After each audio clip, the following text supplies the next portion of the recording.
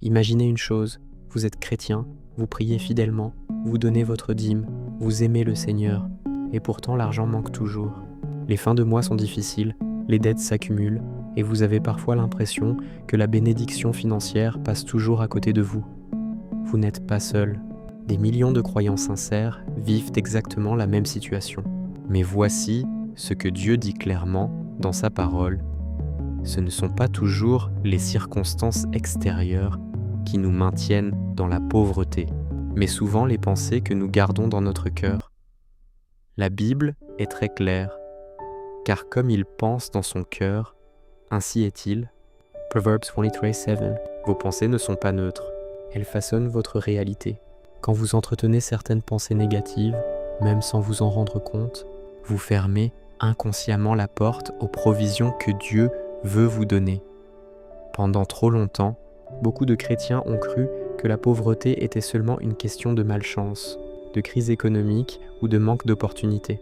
Mais Dieu nous montre dans sa parole que 5 pensées toxiques, quand elles sont gardées et répétées, deviennent de véritables blocages spirituels. Ces pensées ne viennent pas de lui, elles viennent de l'ennemi qui veut vous garder dans la médiocrité.